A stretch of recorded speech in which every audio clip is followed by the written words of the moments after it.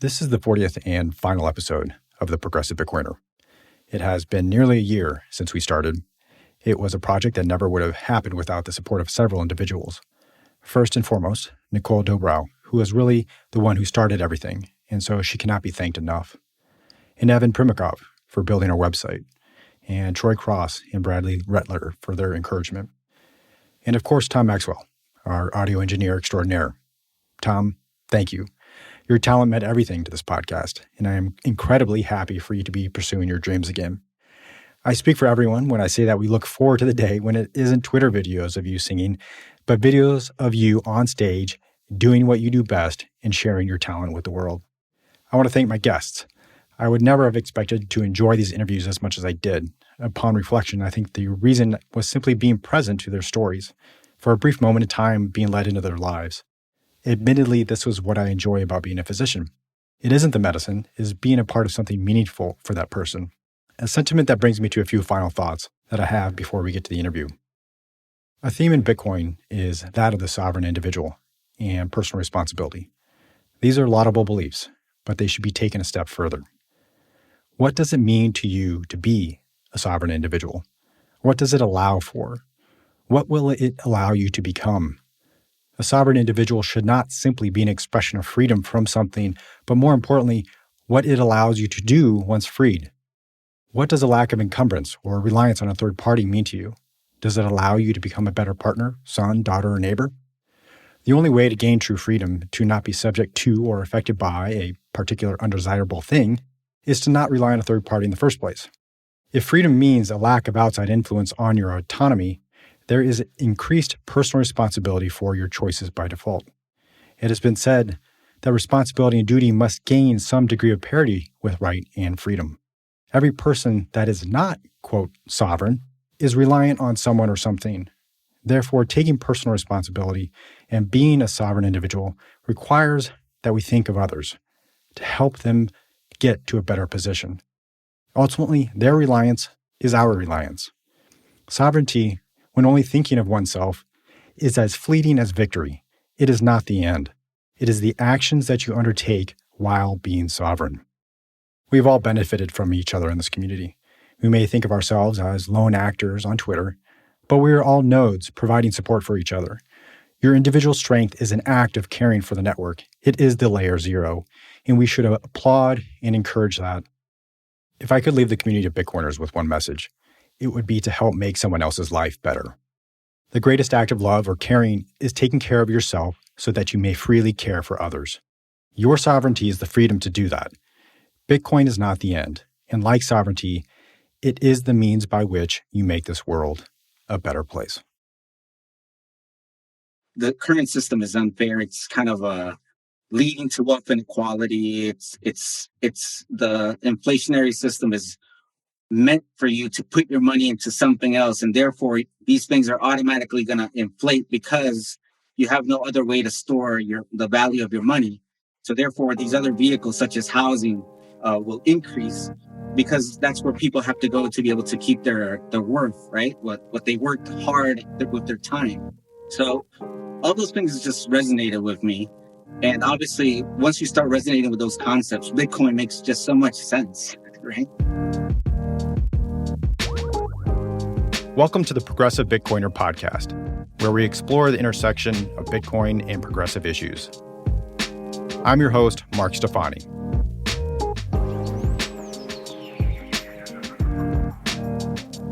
My guest today is Sergio Sejas. Sergio has his doctorate in meteorology and is currently working at the NASA Langley Research Center. Sergio does research in climatology and meteorology, focusing on polar warming and Earth's energy budget. I'm always intrigued when an expert is willing to go against the standard narrative in their field.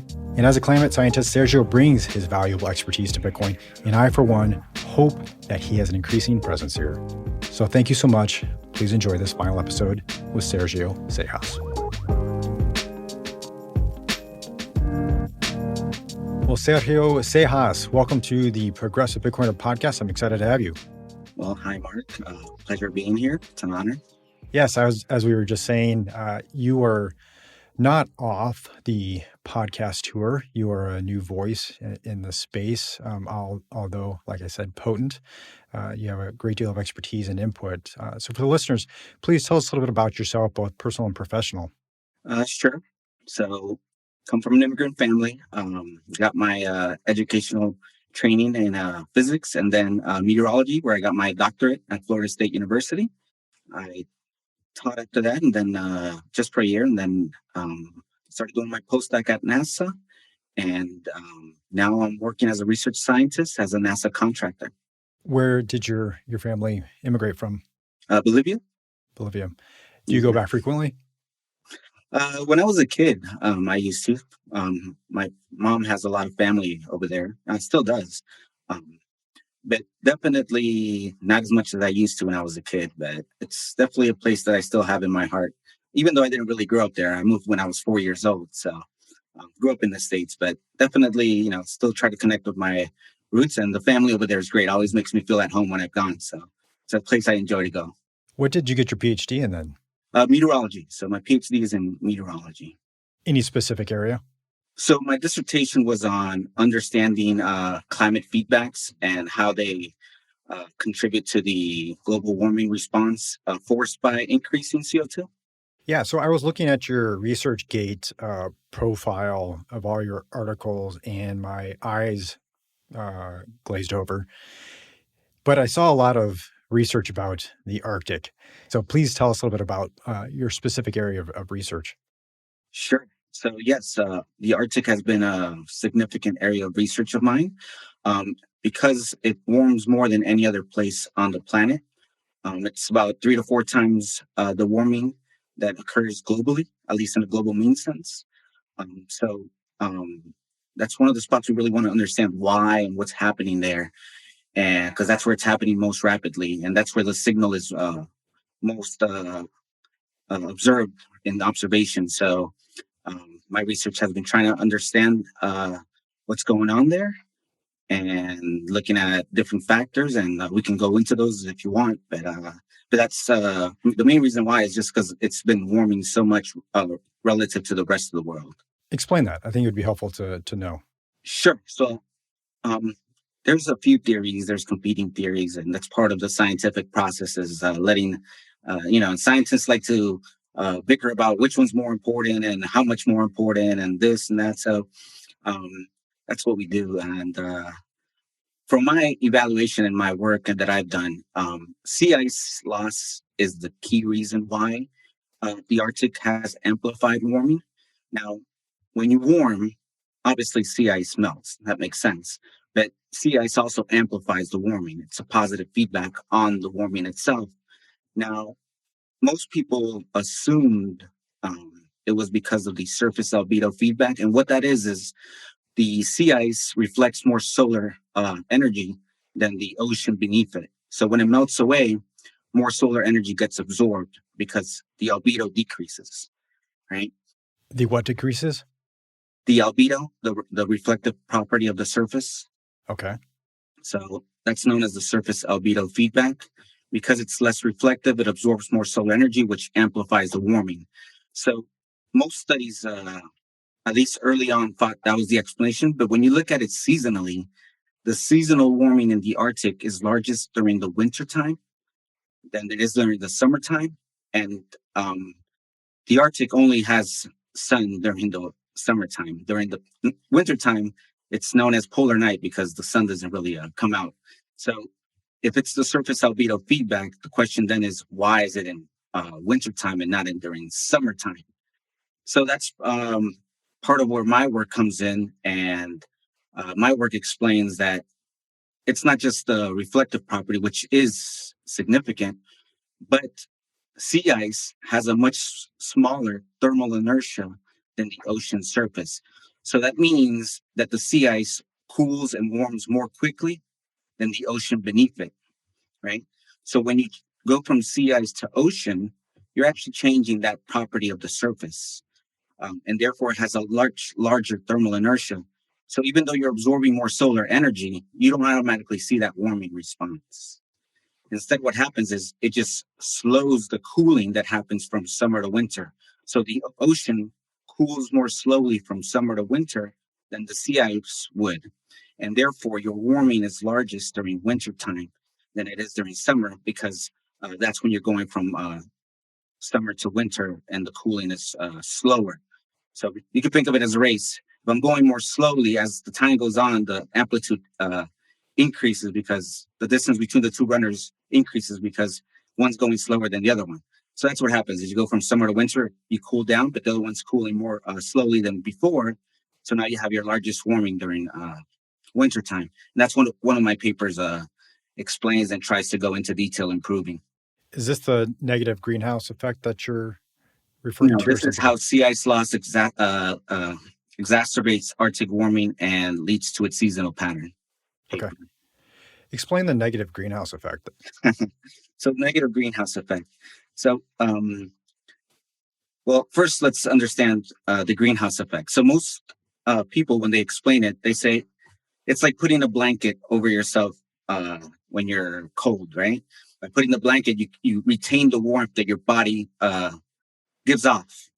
So all of us have thermal energy that's being given off constantly. And by putting on the blanket, you're restricting that energy, therefore keeping that warmth and not being cold. Well, that's why sometimes you hear the atmosphere being the Earth's blanket because of the greenhouse gases. Well, what that means is that the Earth, which also emits thermal energy, it means that when you put on that blanket, the atmosphere, the energy leaving the Earth should be less at the top of the atmosphere than at the surface, right? Because the surface is emanating that at the thermal energy, but the atmosphere serves as a blanket, retaining that energy. So what's coming out of the top of the atmosphere should be less. So scientists have just said, okay, well, that could be used as a measure of the greenhouse effect, a way to quantify it.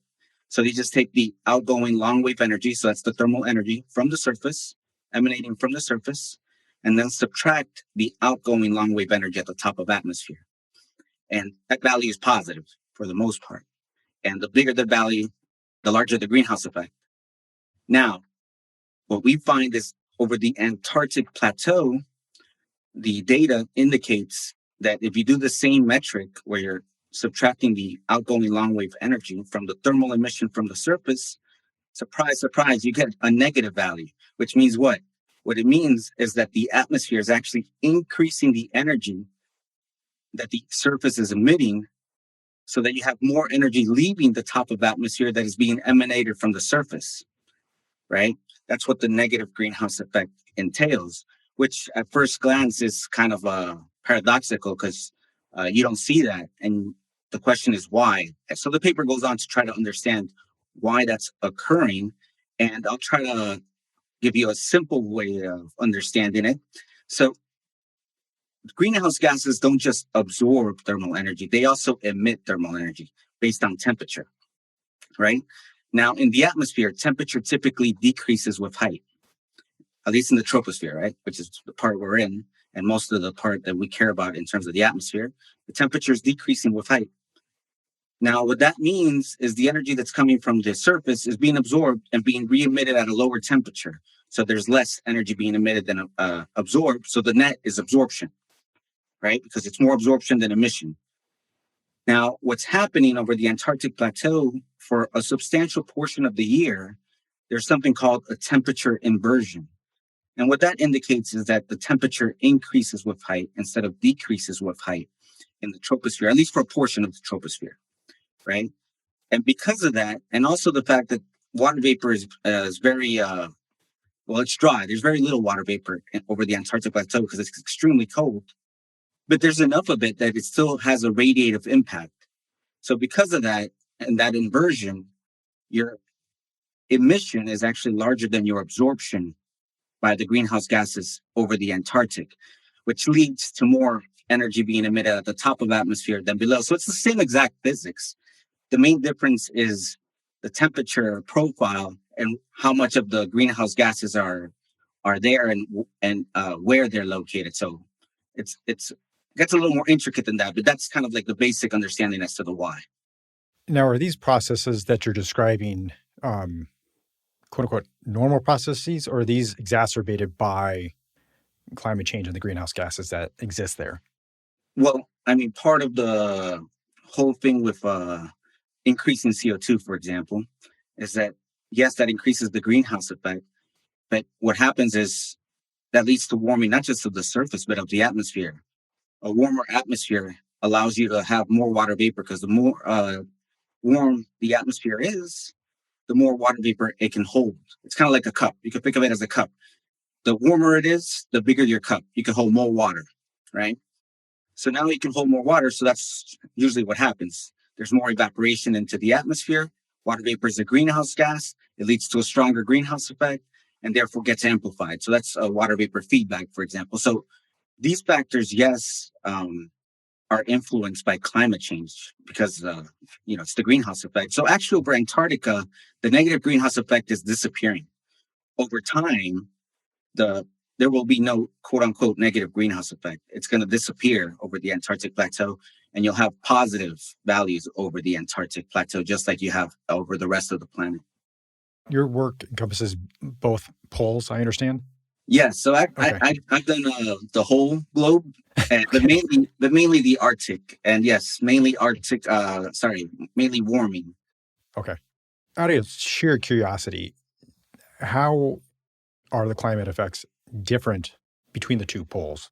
Let's look at the normal first. What should a normal climate look like for both in South poles, and then how has climate change and greenhouse gases affected the poles differently? Well, the main difference is that you got to think that the Arctic is really an ocean surrounded by land. So that's the Arctic Ocean surrounded by land, whereas the Antarctic is land surrounded by ocean. So that's the key distinction between the two geographies. Um, and because of also the Antarctic has a very high elevation, um, so that factors into why it gets so cold over the Antarctic versus the Arctic. So the coldest temperatures are over the Antarctic.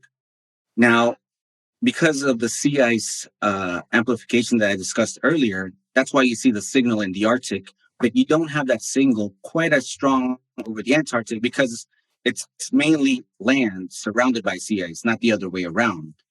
So because it's land surrounded by sea ice, the sea ice surrounding it still has that effect I mentioned earlier, but it's not as pronounced as it is in the Arctic. And eventually, over time, you'll see the Antarctic will have more and more warming as the warming signal gets spread. But so the main distinction is that it's just the land versus the ocean, where you have lots of sea ice and you have less sea ice over the Antarctic, and land mass is the main dominant factor over the Antarctic. I feel like we're out for a beer and I'm having you talk shop. And much like somebody wants to talk to me about medicine, and I'm like, I don't want to. I'm making you drone on about your research, but I find it fascinating. What I hear you saying is that this complexity will not fit into a Twitter thread. Uh, Definitely not. I did actually try one time. I put because I was part of a review paper on Arctic warming, and I did place our findings in a tweet and did a little thread and put the main findings and kind of a link to it. But obviously, it's not necessarily the most popular Right. tweet I placed, and the paper itself is not the easiest to read. It's long and can be a little tedious for those who aren't in the field. So I understand. We got to get those retweets up, Sergio. We got to get them up. So I'm curious about what is meant by the Earth's energy budget. What is that? And can it be balanced? So part of my job, I work on the NASA Sirius team, and what that is essentially is using satellites to measure the energy coming from out from the Earth. So how much energy is leaving the planet, right? And obviously we know the energy coming in, which we could also measure, which is the solar energy. Um, so the idea is how much energy is coming into the system, how much energy is leaving the system. And we use satellites to measure the energy coming in and out of the system. And that essentially lets us know how the climate system is changing. Because obviously, what we expect with the increasing greenhouse gases is that more energy is being retained. So therefore, our energy content should increase, right? The amount of energy within the system should increase, right? So what you see is you see the net heat content of the Earth is increasing over time, which is actually, in my opinion, a better metric than surface temperature. So obviously, everybody knows surface temperature and looks at surface temperature as how it's changing to indicate global warming is occurring. But the whole system, I think, is a better measure, the energy, because surface is just a point measurement. Well, it's not a point measurement if you're looking at the whole surface, but if you're just looking at one specific column, it's just a point measurement. You still have the atmosphere, you still have the ocean beneath that influences how much energy is coming in and out. So surface. So, for example, you heard of the global warming hiatus. I'm sure at some point there was people saying, "Oh, look, surface temperature isn't increasing. Global warming is a hoax." Well, if you look at the energy content of the Earth, it was still increasing. So even though surface temperature wasn't increasing, the heat content was increasing, telling you that the signal is still there. You're just not, for this period of time, not seeing it. And that's because of internal variability and other stuff. Aside from solar, what is causing the increase in that energy content? So we've got solar, and then thermal, and then greenhouse gases trapping. And what else is contributing to its retention? If that's what if I'm getting that straight. Yeah. So when you're looking at top of atmosphere, it's pretty much just the radiation. So it's the solar and the thermal energy coming in and out, right? Now, the solar does have a cycle to it, but its changes are very minute. So we know it's not the solar part that's causing the changes in the energy heat content of the Earth. It's mainly the thermal part. And that thermal part is impacted by the greenhouse gases, right? That's what we can see, and that's what we measure, right? And that's what you're seeing happen. So you're seeing a reduction in the emission of that thermal energy. So the system wants to be in balance. As much energy that's coming in, as much energy should be leaving the planet. Because there's an imbalance, there's more energy coming in than coming out. You need to warm. The warmer you get, the more energy you emit. So therefore, you balance the energy as you get warmer. Let me stop you there, because I'm curious, what is meant by balance? Like, how do we know where that equilibrium should be? Well, it should be at the energy coming in, right? The amount of energy coming in, which is the solar energy, right? Which is just dictated by the distance we are to the sun, right? We know how much that is. Now, that has a cycle to it based on the sunspot cycle of the sun, and also the Milikonovich, I can never say that name right, but another cycle, which is like an 11,000 year cycle, which also has an impact. But those, like I said, are very minute for the impacts we are seeing. It can't explain what we're seeing, right? Yeah. So what the climate system wants is just to be in balance. As much energy that's coming in is as much energy as coming out. When you have that, you're stable. You're completely stable. Your climate system, quote unquote, isn't changing. Obviously, you always have a seasonal cycle of the sun, right? So because of the inclination of the Earth. So that's always going to be there. So you're always going to have constant change, but your system will be stable. So that's what's being imbalanced. Gotcha. And the warming that's occurring is meant to try to balance it. Sure. Makes sense. That's fascinating. All right. So I want to ask you a few general climate questions here before we get into Bitcoin, and just to get your thoughts. Generally speaking, when you're talking to people at a party or out in a social event and they find out that you're a climate scientist, what does the average climate activist get wrong about climate change? So I'll say this. Now, this is more of an opinion than I would say back. Now, because I know you're saying in terms of climate change, I assume you mean in terms of the science, right? Correct. So it's not always easy to distinguish how much blame to put on climate change in terms of what's happening with extreme climate events. Well, not climate events, extreme weather events is what I meant to say. Even hurricanes or droughts, these kind of things, the natural variability of the system, it's hard to distinguish how much of a signal is the climate change signal and the natural variability signal. And this is still quite ongoing research. So sometimes I think just like deniers want to point to one cold winter or a cold record as this is not climate change. Look, this is proof. We can't always blame extreme events that we see on climate change. Now, they very well could be happening, and I'm sure they do. Now, the question is, how severe of an impact do they have on these things. But I think that's still all very ongoing research in the field. So in terms of the science, I think sometimes how much we blame on climate change can be a little exaggerated. Not saying that it's not true or that it doesn't have an impact, because it does. I mean, I think climate change impacts natural variability itself. So that's why it's very hard to extract the two. So that blame is sometimes, I think that it's maybe overdone. So I'll say that in terms of what I think is maybe a little overblown. That seems to be. I was reading an editorial response to Steve Koonen's book, Unsettled. While I have not read his book, this editorial by Roger Pelkey Jr. I found really fascinating. And his critique of Koonen's book was that he didn't have necessarily a fair and balanced assessment of the science. While he said that there's still some discrepancies in the science and what sounds to be, again, surrounding a lot of this variability. He looked at a lot of the hurricane data and some of the acute weather events that you referred to, and then therefore extrapolated that the science is unsettled and we can't put as much weight on the research as we once had. And Roger's critique was that he ended up taking a partisan stance on that, whereas he should have remained more impartial. But I'm curious if you've read the book or if you read the response, to get your thoughts on how they both came down on that position. So I haven't read the book either, but I am familiar with that, and I believe I read that.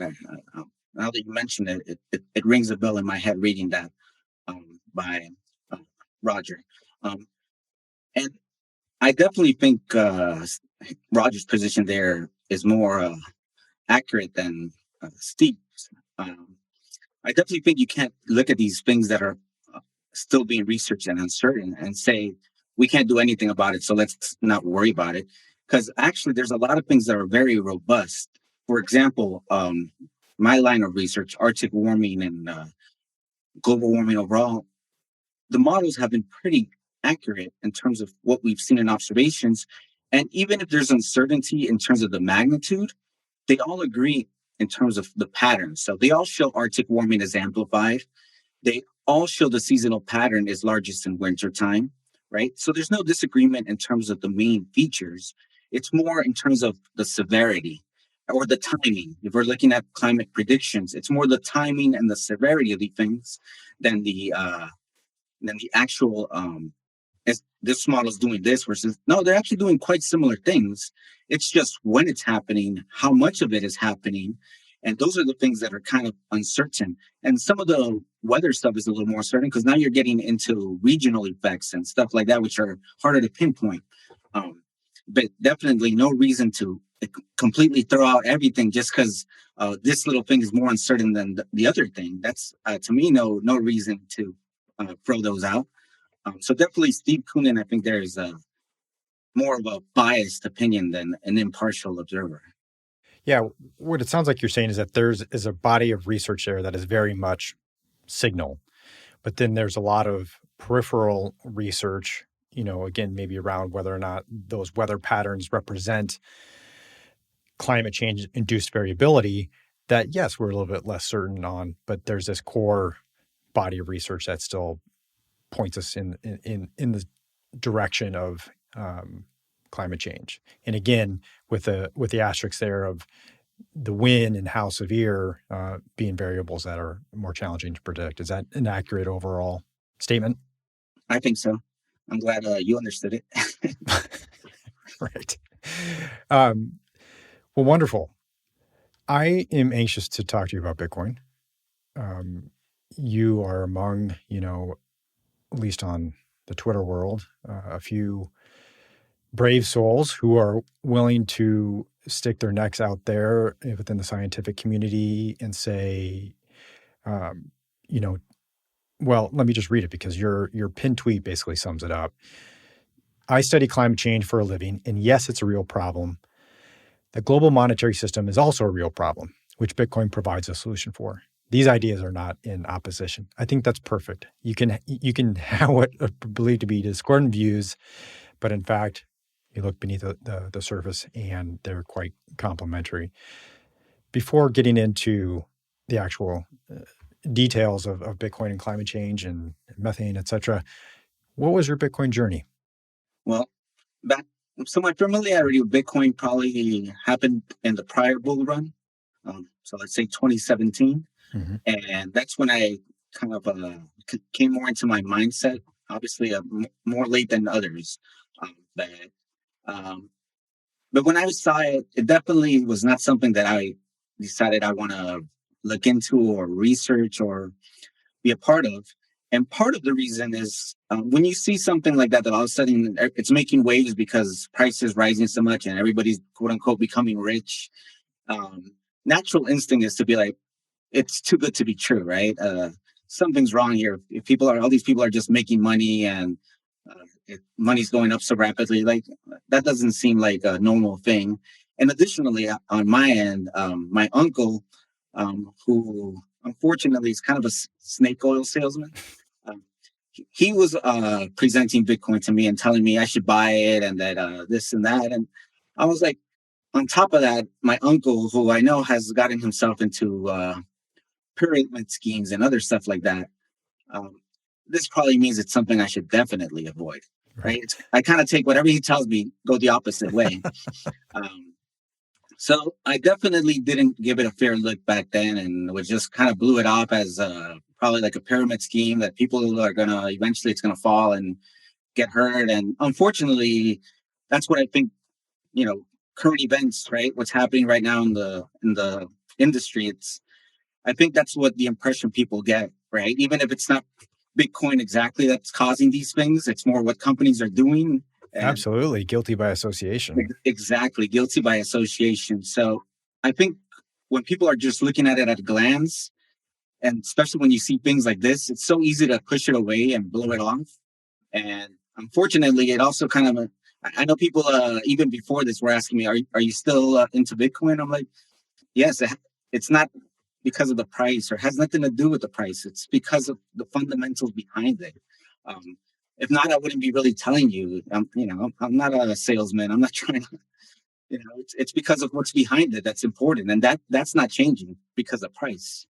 So that's unfortunate. But so anyway, I definitely missed the boat then. But eventually, I think I was.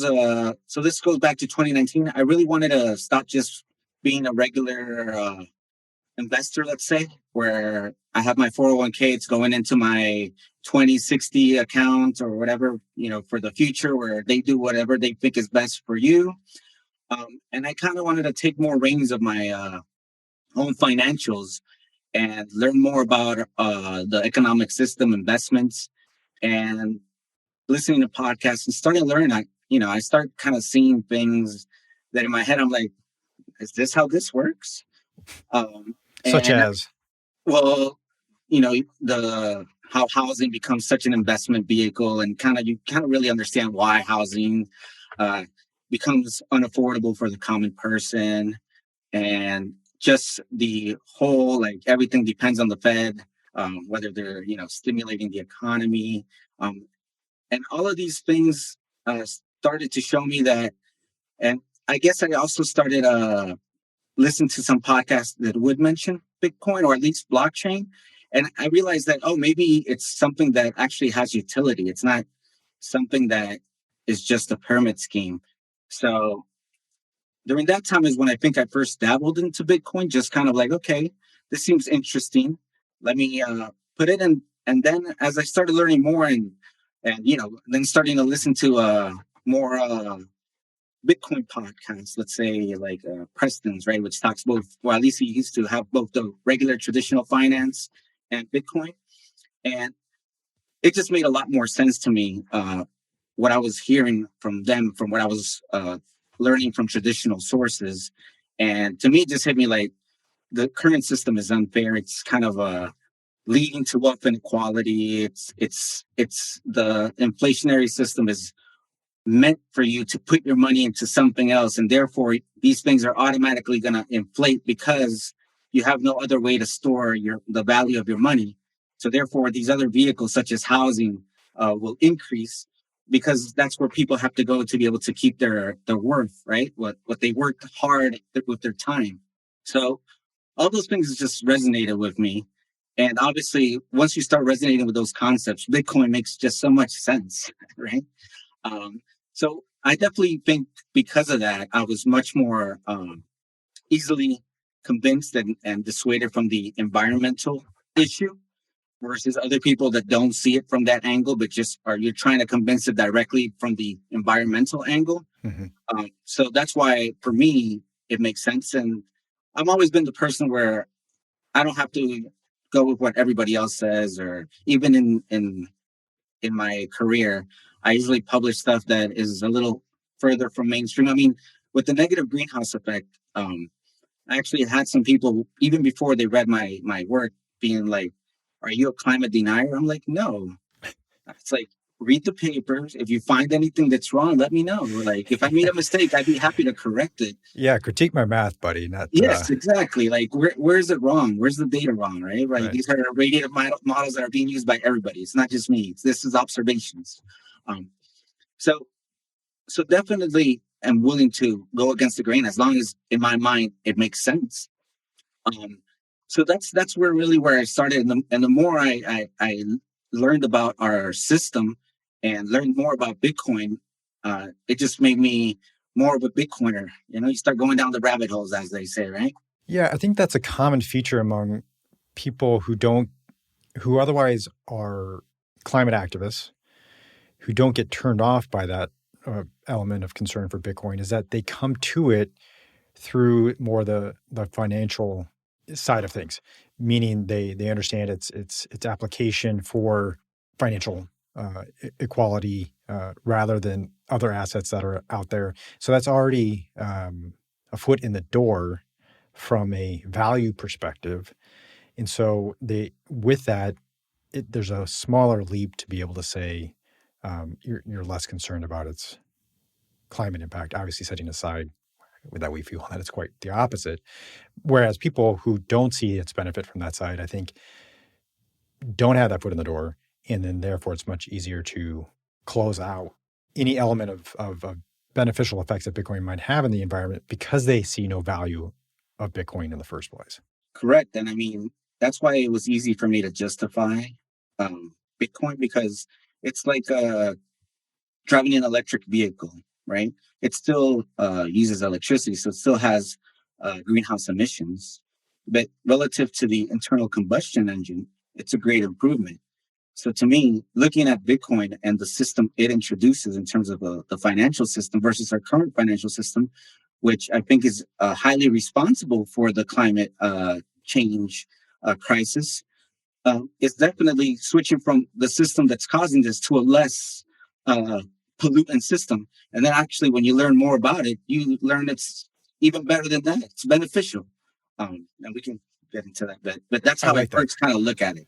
Yeah, that's good. I like that.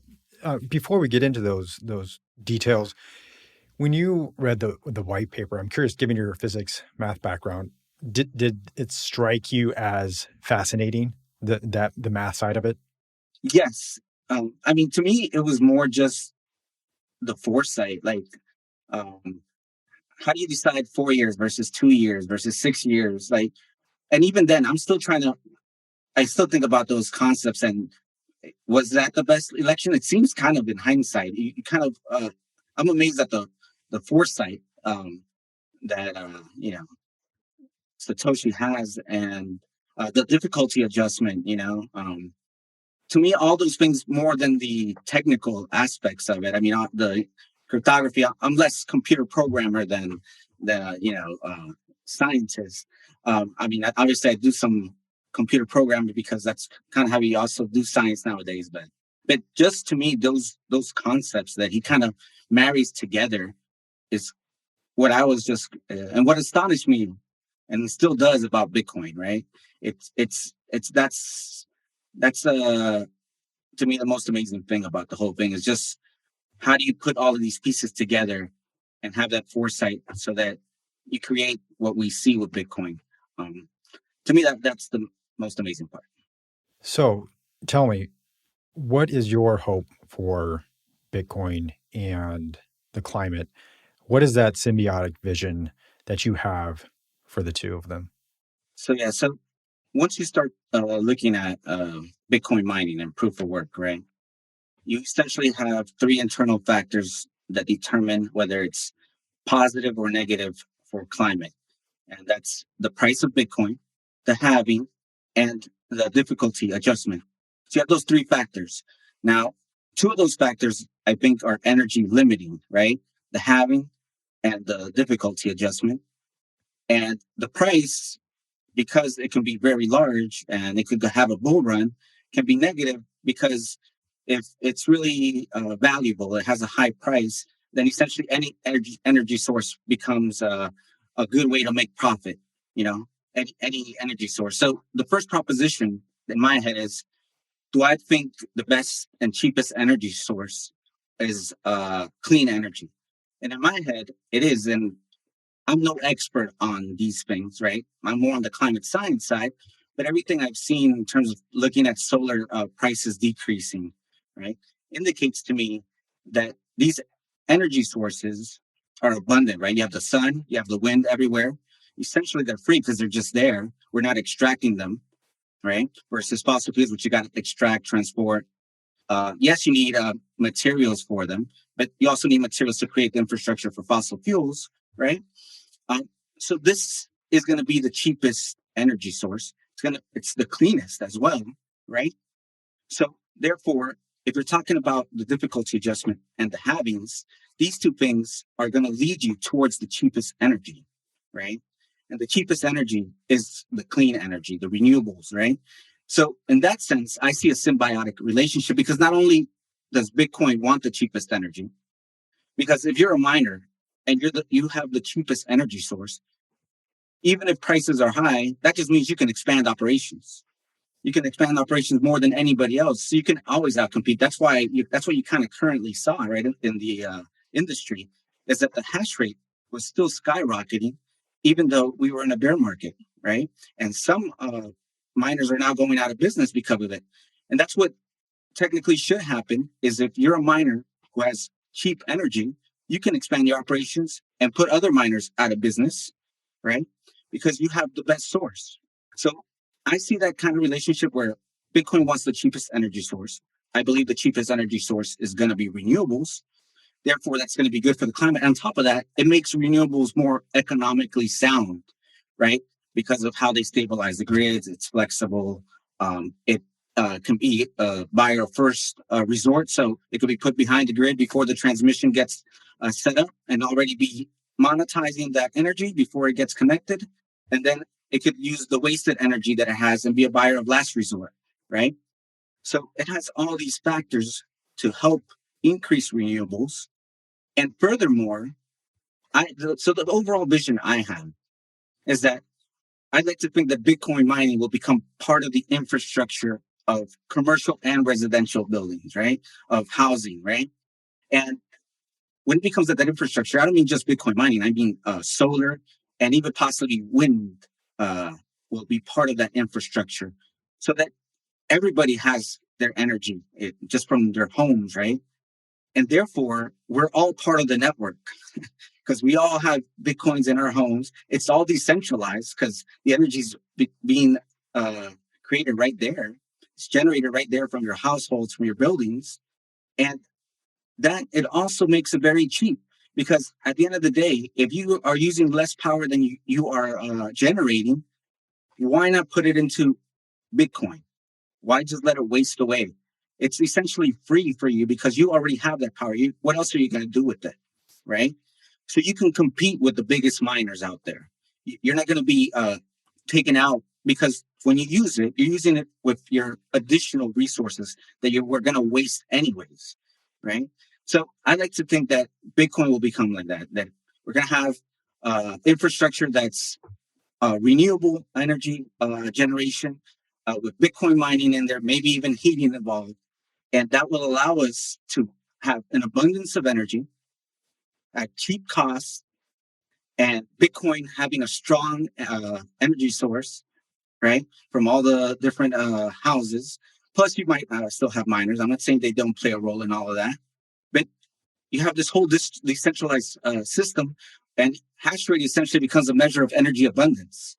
So that's kind of like what I would like to see. Hopefully, that's at least in my mind where I can see this happening. Whether that happens or not, I don't know, but I think there's a path towards that.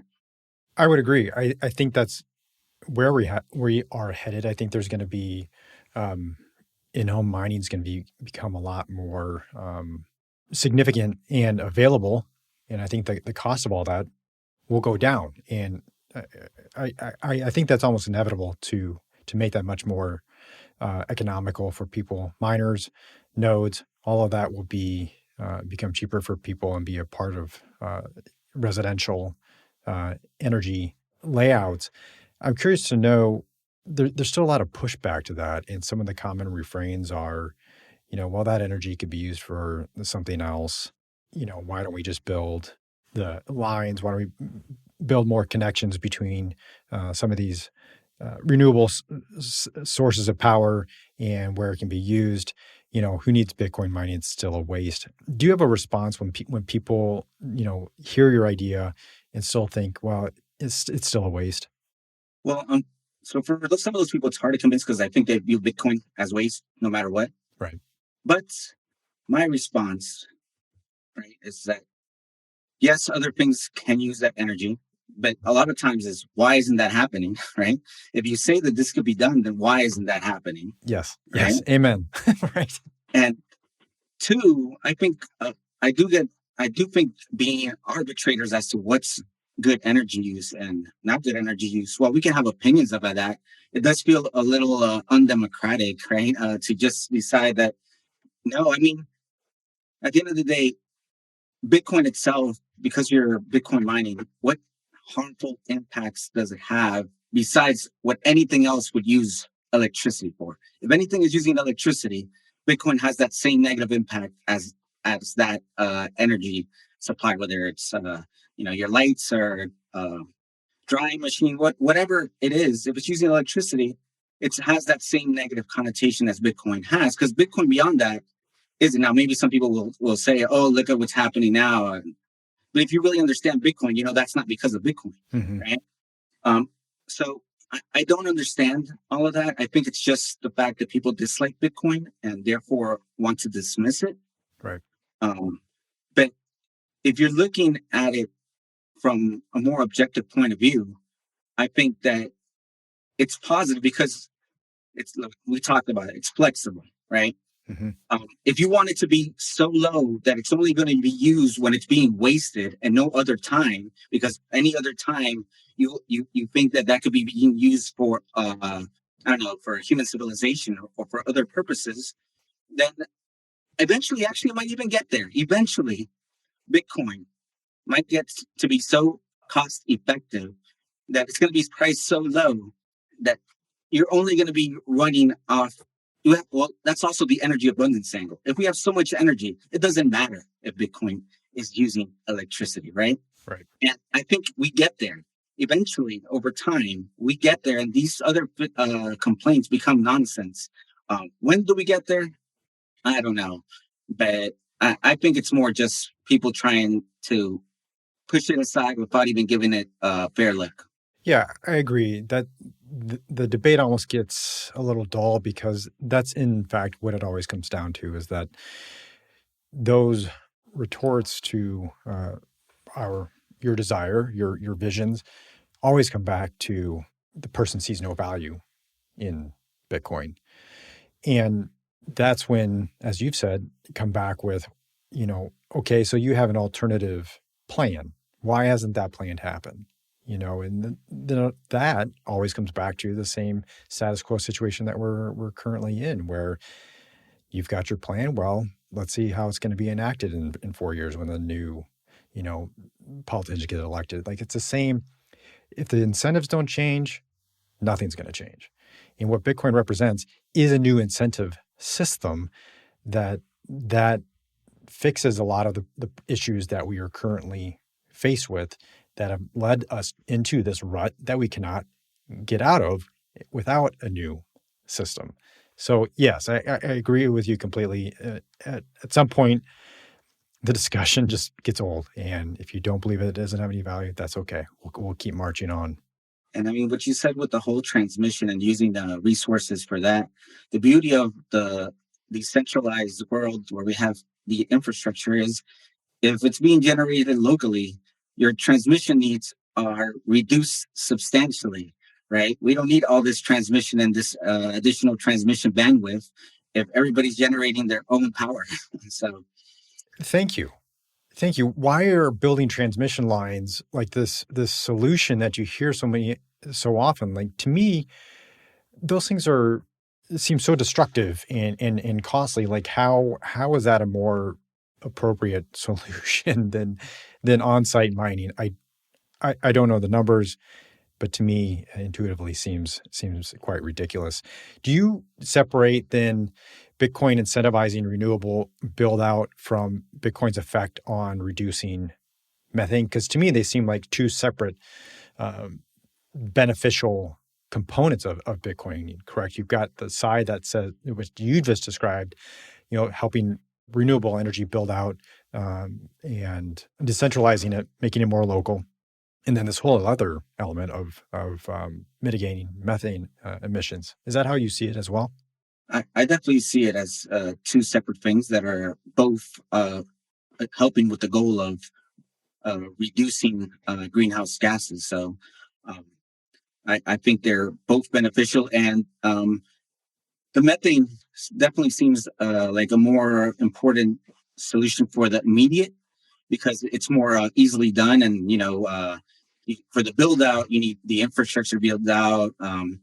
You For grids, it's a lot more complex, and I'm definitely no grid expert, but I think mining companies are showing that they could just set up shop and start using methane and mitigating methane because of its strong greenhouse effect is a rapid way to reduce carbon equivalent emissions. So I think it's definitely an important solution to help in the immediate cause, and could be long term also helpful. I'm not saying that it isn't helpful in the long term, because if there's always going to be waste and methane being released, then why not uh, use Bitcoin mining to reduce its impact? So I definitely see it as two separate things, with the methane angle being something that could really help in the immediate term. Mm-hmm. So I'm curious, are there any projects or ideas that or companies that are out there that have really sparked your interest? Like, what are you paying attention to with regard to Bitcoin mining and climate? Well, definitely, Twitter's been a great resource to see what these companies are doing, and others who are heavily involved in the Bitcoin space and actually working on Bitcoin research. And I follow them and I admire them, and I'm definitely rooting for them. That's being, um, Mm-hmm. Clean Spark, all these energy companies that are trying to use renewables or methane mitigation, or all of those are, I think, are companies to see, because that's where the data is going to come from, right? We have all these people that are rooting against Bitcoin. Well, at the end of the day, they want data. We can say all we want, and we can make these nice arguments and have this pretty picture about the future, but they want data, they want numbers, they want proof. Right. And these people who are actually doing it are going to be able to provide that proof that we need to convince uh, regulators, governments, um, environmentalists. So I'm definitely looking at all that research that's coming out and those who are actually doing it. I, in a certain way, I wish I could do more of that part of stuff, but definitely, for now at least, we'll never know what happens in the future. But sticking to climate science research, but maybe I'll involve myself more in a editorial kind of or opinion piece, stuff like that, to try to be more involved.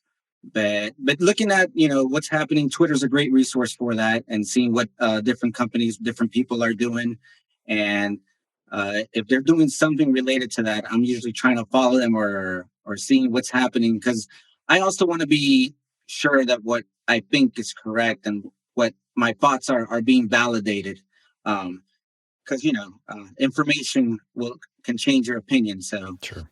um, Yeah, you join forces with Nathaniel Harmon, and you'll have the equatorial oceans covered, and then you'll have the poles. It'll be perfect. You'll take over the world.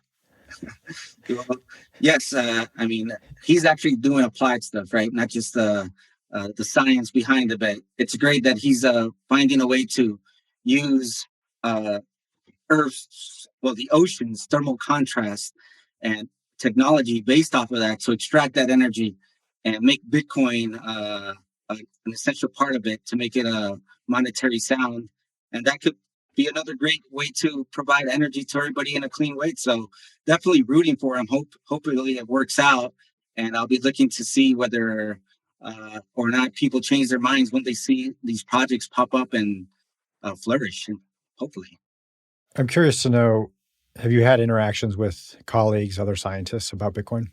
Yes, I have. To those who I'm more friendly with, I've definitely had conversations about Bitcoin.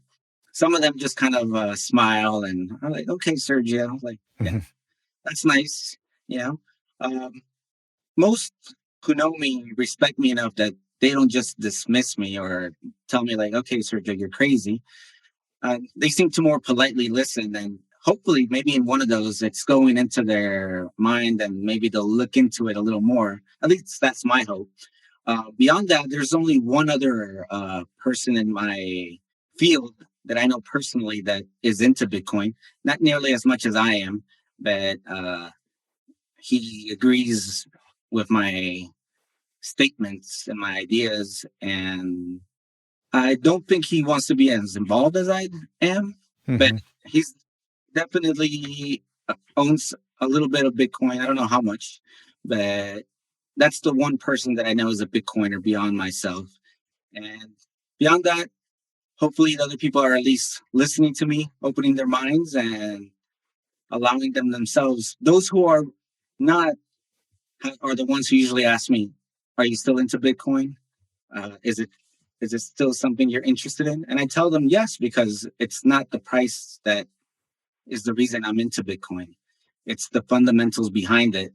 So hopefully when they see that I'm still a Bitcoiner after the bear market, not just during the bull run, they'll be like, okay, maybe there's more to it than just making money.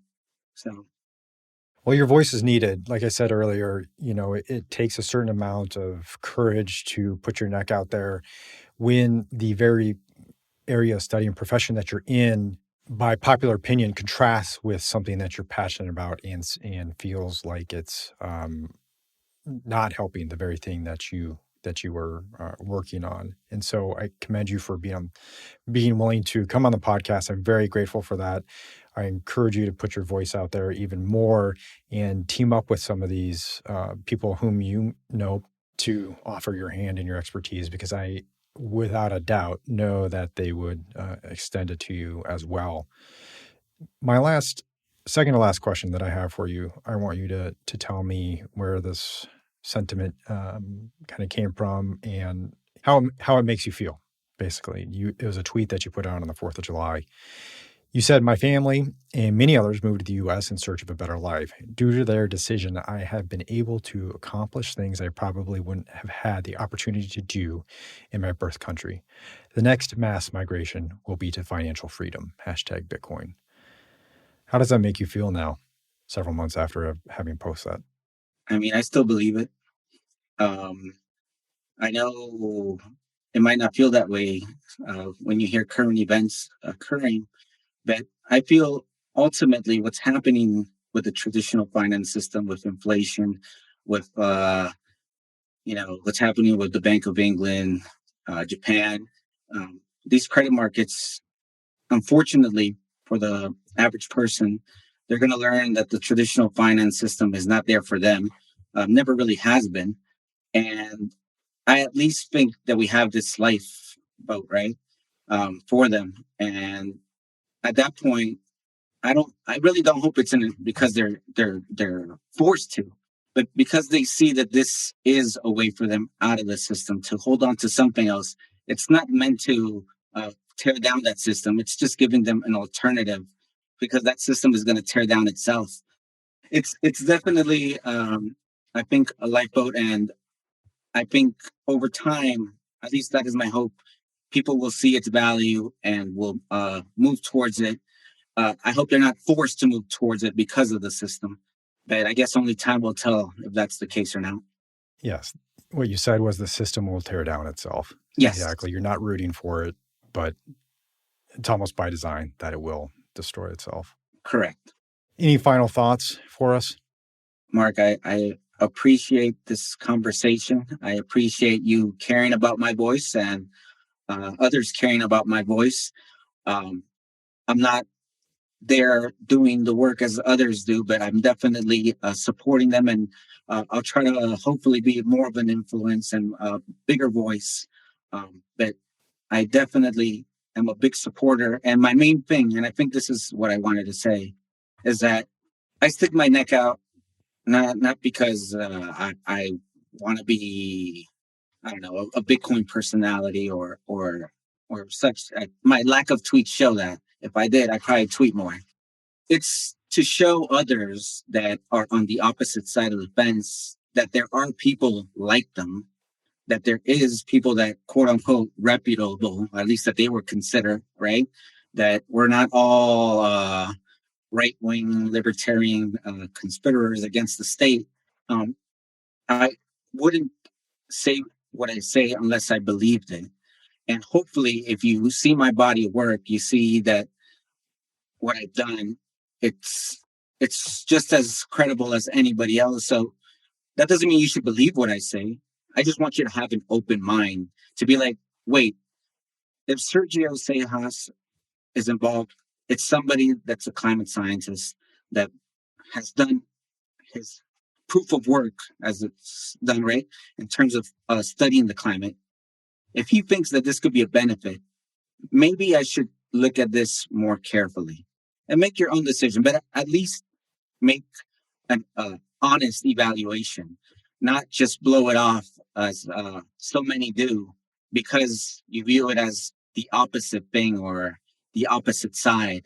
Because as what your podcast is doing and why it was so needed is to show that there's many voices in Bitcoin, and it might be voices that people didn't expect. And that's also why I say what I say and I put my neck out there is to show that there is other people in there, that Bitcoin is maybe not what they thought it was. And that's essentially what my purpose was. And but maybe I'll do more than just that. We'd like to see it. My last question for you, what gives you hope? Well, Bitcoin, obviously, I'm sure that's a very popular answer to your question. It's hard sometimes, these days to see hope and seeing how people are becoming antagonistic against each other. So yes, Bitcoin is hope because I do feel it unites people that would normally not be united. And overall, human ingenuity. I'd like to think that progress, technology, even though I see a lot of bad things, I know I have a daughter. I know the world today is better, at least where I am. That can't be said everywhere. And I have to make that clear because that's not the case everywhere in the world. But I know where I am, thankfully, at least today, the world is better for my daughter than it was for the generation before me. And I just hope that that can be the case for the next generation, right? That's not guaranteed. But I see that and I try to think of what the advancements that have been made. That gives me hope. And I hope that with things like Bitcoin, we can continue that trend and keep moving human civilization towards the positive end. So those things give me hope. Thank you. Thank you for sharing that. Please tell the listeners where they can find you and your research. They can find me on Twitter, Sergio Sejas. Beyond that, you can, if you really want to find my work, you can use Google Scholar. There's ResearchGate, which has a listing of my publications. And I think those are the two main sources for my scholarly work. But Twitter, if you're trying to just contact me about Bitcoin or curious about my thoughts on Bitcoin. Well, thank you so much for being on the podcast. It was a delight. I learned a lot from you. Thank you so much, Sergio. All right, Mark. Well, thank you. Thanks for having me. Thank Thank you so much for tuning in to The Progressive Bitcoiner. If you enjoyed the show, head on over to Apple Podcasts and please leave a review. And don't forget, we have a website, theprogressivebitcoiner.com, where we have a lot of great content on Bitcoin and progressive issues. Thanks again for tuning in.